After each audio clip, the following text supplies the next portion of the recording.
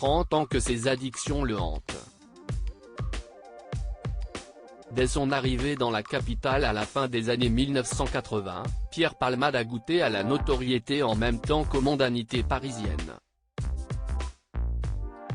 Mais le noctambule a vite été tenté par les dérives parfois associées à une telle vie et a commencé à enchaîner les soirées en compagnie de ses démons, la drogue et l'alcool.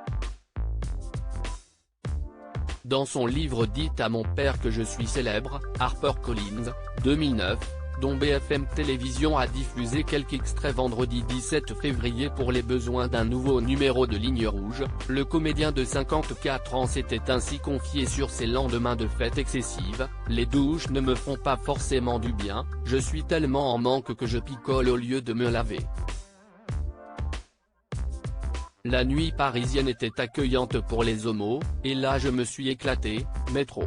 J'ai découvert l'alcool et la drogue qui m'ont aidé à ne plus me juger mal », avait ainsi déclaré celui qui a causé un terrible accident de voiture dans la soirée du 10 février dans une interview accordée à I24 il y a quelques années. Une lente descente aux enfers rapportée à nos confrères de BFM Télévision par l'acteur François Rollin, qui a eu l'occasion de voir Pierre Palmade lors des premières soirées où tout a basculé. Il y avait d'abord les dîners, ensuite le petit groupe se resserrait un petit peu parce qu'ils avaient des envies de cocaïne et moi, à ce moment-là, j'allais jouer ailleurs parce que je m'ennuyais avec eux. Supérieur à Pierre Palmade, Muriel Robin, Michel Larocque, Véronique Sanson.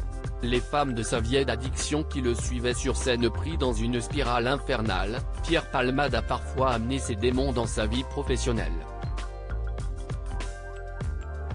Michel Larocque l'a ainsi vu sombrer lorsqu'il se donnait la réplique sur scène dans le fameux triptyque théâtral Ils s'aiment, 1996, Ils se sont aimés, 2001, et Ils se re-aiment 2012.